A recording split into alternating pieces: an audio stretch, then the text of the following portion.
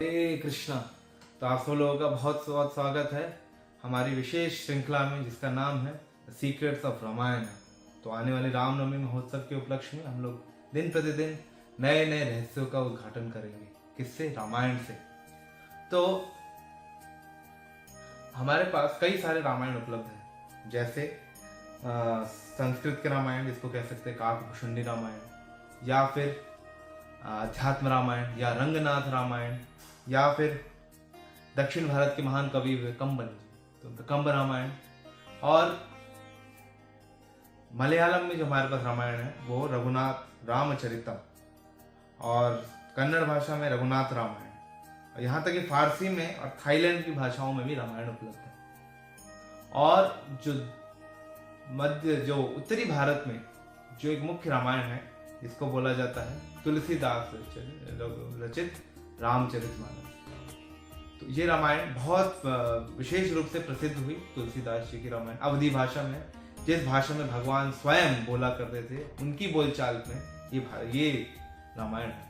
लेकिन शिला प्रभु और इसके और एक इसमें खास बात है कि कहा जाता है कि हर एक जितने भी आदिवासी समुदाय हैं उनमें अपनी अपनी एक विशेष रामायण है जिसमें राम को अपने समुदाय का नेता मानते हैं। तो ऐसी कई रामायणें उपलब्ध हैं। और थाईलैंड में भी हमारे पास रामायण उपलब्ध है जिसका नाम है रमकीयन, फारसी में दास्तान राम। तो ऐसे बहुत सारे रामायण उपलब्ध हैं। लेकिन शिला प्रभुपाद जी, जो कि हमारे अंतर्राष्ट्रीय कृष्ण भावनामृत के संस्थापक आचार्य, उन्होंने हमें विशेष रूप से वाल्मीकि रामायण को पढ़ने का और उसको समझने का, समझाने का एक आदेश दिया है। क्यों? क्योंकि वो बिल्कुल जड़ है, सारे रामायणों की जड़ वो है। वो इसलिए क्योंकि उस समय जब राम उपस्थित थे उसी समय महाकाव्य लिखा गया। तो आइए हम चलते हैं रामायण की यात्रा में, कैसे रामायण का जन्म हुआ और किस परिस्थिति में रामायण जो है हमारे सामने उपस्थित है। तो बात है त्रेता युग की, जब पृथ्वी पर चारों तरफ से असुरों का आक्रमण था। विशेष रूप से ये पुलत्स्य वंशज जो रावण था, दशानन जिसका नाम था, उसने पूरी पृथ्वी पे त्राही त्राही मचा रखी थी। तो सारे देवतागण गए भगवान विष्णु के पास और उनसे प्रार्थना की, हे विष्णु, हमारे इस असुर गणों से रक्षा कीजिए। और फिर विष्णु ने कहा, तथास्तु, तुम चिंता मत करो, मैं रघुकुल में दशरथ के पुत्र के रूप में, राम के रूप में मैं आऊंगा और अपने विशेष पार्षदों के साथ आऊंगा। उनके नाम होंगे भरत, शत्रुघ्न और लक्ष्मण। और मैं विशेष रूप से नर लीला करूंगा जिसमें मैं रावण का संहार करूंगा। तो ये सुन के देवतागण काफी प्रसन्न होते हैं और ब्रह्मा जी अपने ब्रह्मलोक में जाते हैं और वो सोचते हैं कि ये राम भगवान का चरित्र इतना महान होगा तो क्यों ना मैं इसको और गुणगान करूं और इसको विस्तार से। तो उन्होंने 1 कोटि यानी कि 1 करोड़ श्लोकों वाले रामायण की रचना की और वो उन्होंने अपने पुत्र नारद मुनि को सुनाया। और वही नारद मुनि जानते हैं वो कौन थे? वो थे वाल्मीकि जी के गुरु। और वो वाल्मीकि जी के गुरु नारद मुनि ब्रह्मा जी से रामायण सुनने के बाद आते हैं वाल्मीकि जी के आश्रम में। वाल्मीकि जी के आश्रम में आते हैं और वाल्मीकि जी विशेष रूप से उनका स्वागत करते हैं। और रामायण का पहला श्लोक जो वाल्मीकि रामायण में उद्ग्रंथित है वो बोलते हैं, क्या बोलते हैं? एक प्रश्न पूछते हैं, तपस्वाध्याय निरतम तपस्वी वाग्विदाम्बरम नारदम परिप्रपृच्छा वाल्मीकि मुनि पुंगवम। तो वाल्मीकि जी प्रश्न पूछते हैं। क्या पूछते हैं और किनसे पूछते हैं और कौन थे नारद मुनि?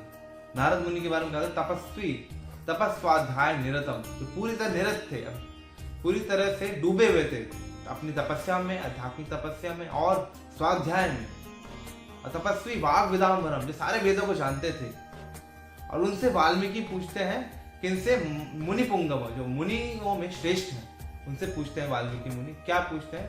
को अस्मिन् सांप्रतम लोके गुणवान कश्च बीजवान धर्मज्ञश्च कृतज्ञश्च सत्यवाक्यो दृढ़व्रतः चारित्रेण च को युक्तः सर्वभूतेषु को हितः विद्वान का समर्थः कश्चैक प्रियदर्शन आत्मवान को जित क्रोधो द्युतिमान अनुसूयक कस्य बिभ्यति देवाश्च जात रोषस्य संयुगे। तो ये प्रश्न पूछते हैं। और ये प्रश्न क्या है?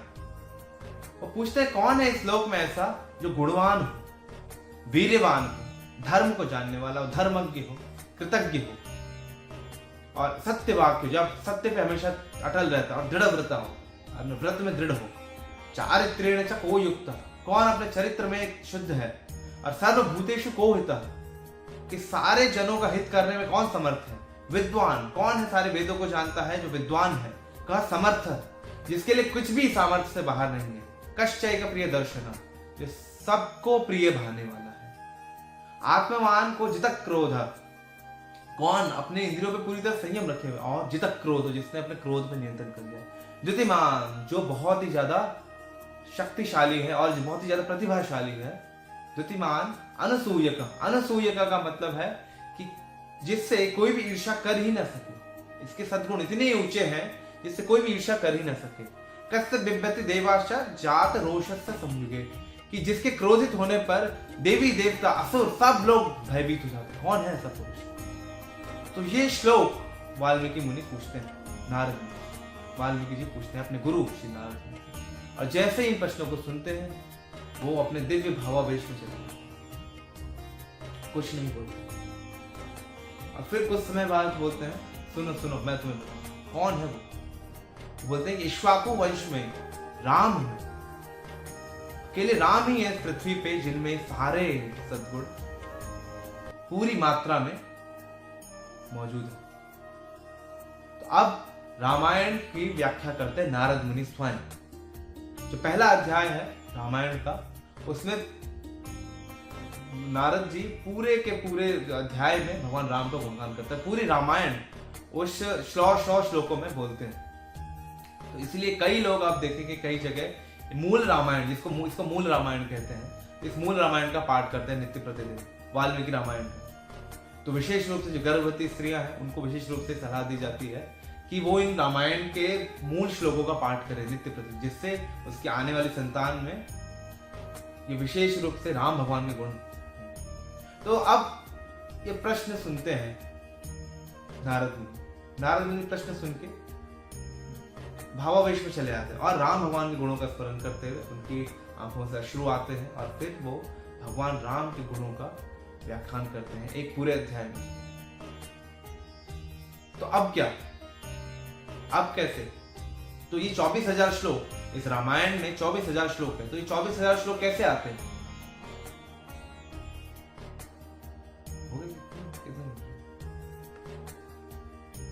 तो अब नारद मुनि से प्रश्न पूछे वाल्मीकि जी ने, उनको उत्तर देते वक्त पूरी तरह भावावेश में हो गए, नेत्रों से अश्रु आने लगे, उनके रोमांच खड़े, पालकेश जो है वो खड़े होने लगे और पूरे अष्टसात्विक विकार में आए। तब जाके उन्होंने इन प्रश्नों का उत्तर दिया और राम भगवान के बारे में बोला। तो ये राम भगवान के बोलने के बाद, राम का गुणगान करने के बाद, और वाल्मीकि जी ने पूरी तरह से आदर सत्कार किया अपने गुरु का।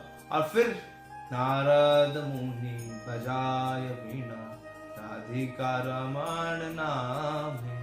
अब नारद मुनि चले गए कहां पे, अपने ब्रह्मलोक में।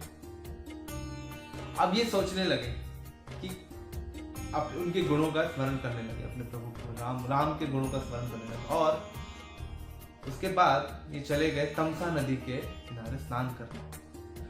ये प्रतिदिन वाल्मीकि मुनि गंगा नदी के किनारे स्नान करने जाते, लेकिन आज विशेष रूप से तमसा नदी के किनारे गए।